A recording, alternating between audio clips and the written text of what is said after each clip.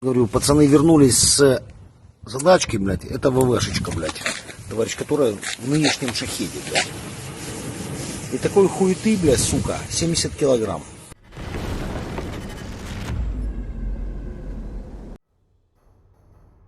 A Ukrainian drone strike reportedly targeted a Russian military unit in Belgorod Oblast, killing 2 Russian soldiers and injuring 11 more, according to Russian independent media outlet Astra, citing emergency services sources.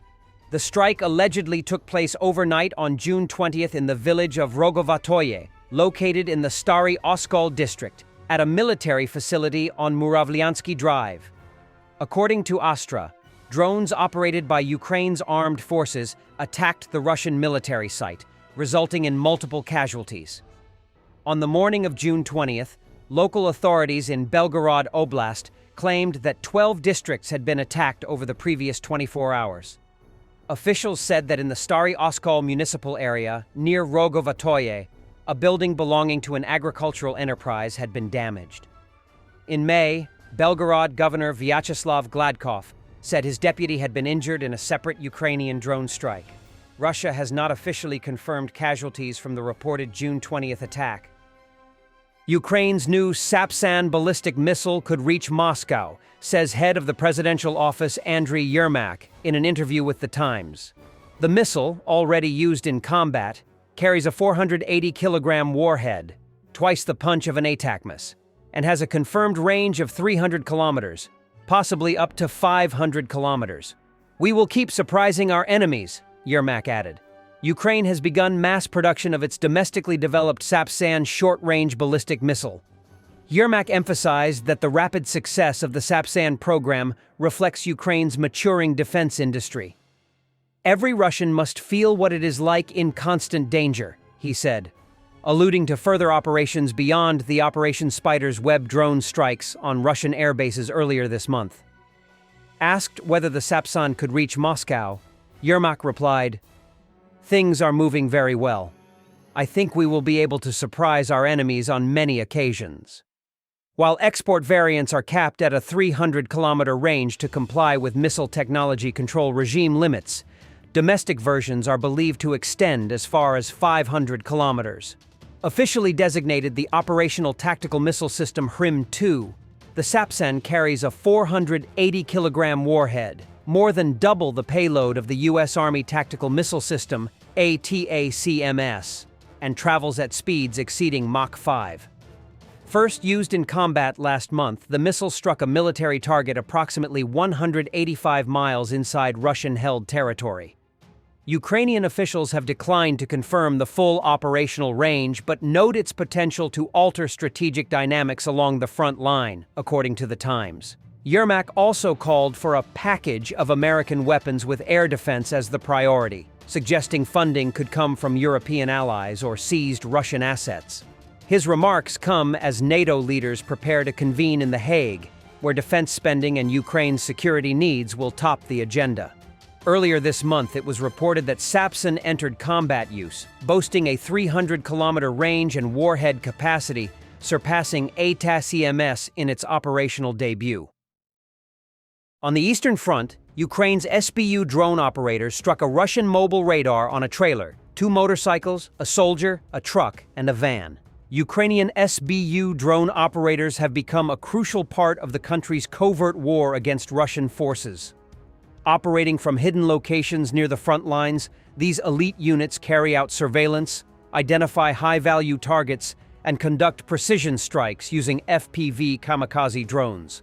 Their missions are often short, intense, and deadly, targeting Russian command posts, ammunition depots, and even individual soldiers hiding in trenches. Unlike regular Army drone teams, SBU operators are highly trained for sabotage and assassination missions deep behind enemy lines.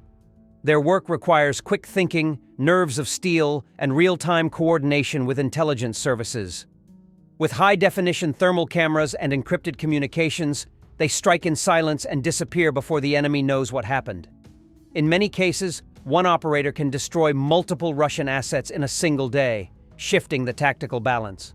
The SBU's drone war is not just about firepower. It's about fear, confusion, and control over the battlefield. Ukrainian military warns that recent Shahed drones attacking Kyiv were equipped with warheads containing a viscous, flammable liquid. These enhanced drones pose a serious fire risk. I'm saying the guys returned from the mission. This is your daughter, comrade, who is currently in the Shahids. And such nonsense. 70 kilograms.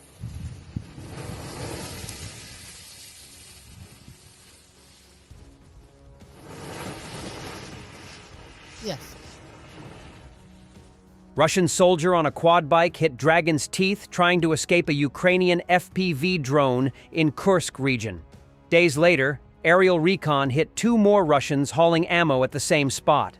Russian soldiers in Ukraine frequently use quad bikes for rapid movement across difficult terrain, especially in forested or rural areas where larger vehicles are vulnerable or too slow. These small, fast vehicles allow them to transport ammunition, evacuate wounded, or shift positions quickly under Ukrainian fire. However, quad bikes offer little protection and are often targeted by drones or artillery once detected, making them a high-risk, high-speed solution for mobility near the front lines. Horrific footage captures the moments of last night's massive Russian attack. 9 civilians, including children, were killed. Russia unleashed one of its most intense overnight attacks against Ukrainian civilians last night, striking cities across the country with a barrage of drones and missiles. In total, over 350 Shahed-type kamikaze drones and more than a dozen missiles targeted urban areas, with the brunt of the assault hitting Kyiv and Odessa. In the capital, at least 9 people were killed, and dozens more were wounded after falling debris and direct impacts struck residential neighborhoods. Fires broke out in several apartment blocks, and emergency services spent the early morning hours searching through rubble for survivors. Despite Ukraine's air defense systems intercepting the majority of incoming threats, several managed to bypass the defenses and explode in populated areas, causing significant civilian casualties. Meanwhile, in Odessa, a daytime strike added to the devastation. 2 school staff members were killed and more than 10 others injured when a missile slammed into a civilian building near a local education facility. The city's emergency services responded quickly, but the impact was severe. Ukrainian officials say the weapons used included missiles believed to be sourced from North Korea, along with Iranian-made drones, highlighting Russia's growing dependence on international suppliers for its ongoing war effort. The scale of the attack was interpreted as part of a broader Russian summer campaign designed to terrorize civilians and exhaust Ukraine's air defenses.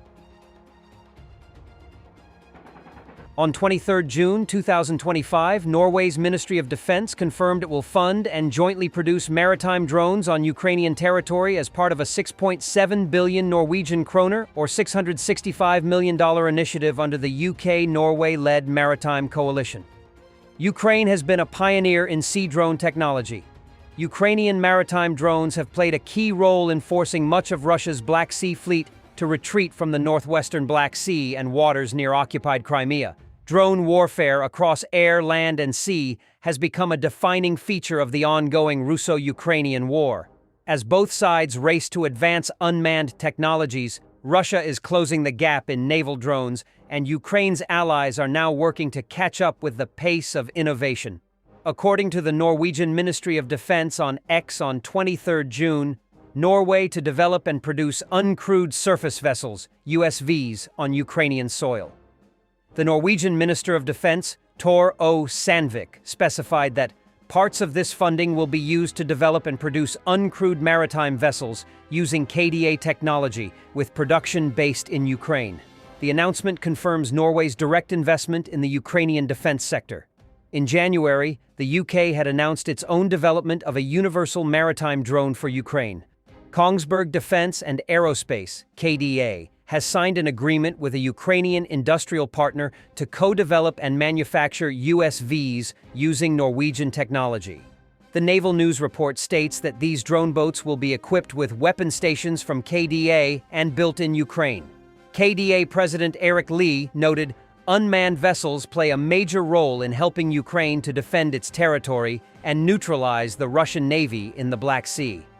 Alongside the Sea Drone initiative, Kongsberg signed a separate agreement with another Ukrainian company to develop and produce low-cost, high-volume missiles compatible with the NASAM's air defense system. According to Naval News and Militarny, these missile projects are aimed at enhancing Ukraine's anti-air capabilities and deepening cooperation between Norwegian and Ukrainian defense sectors. Thanks for watching, and don't forget to subscribe. Also, if you want to support Warthog Defense, please become our member and get early access to new videos, exclusive members-only videos, and become administrator in comment section.